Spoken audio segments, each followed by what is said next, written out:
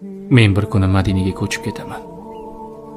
Qo'l siltab dunyoning bari ishiga hech kim qaytara olmas bu maqsadimdan. O'ralib qolganman dunyo tashvishiga. Men bir kuni Madinaga ketib qolaman.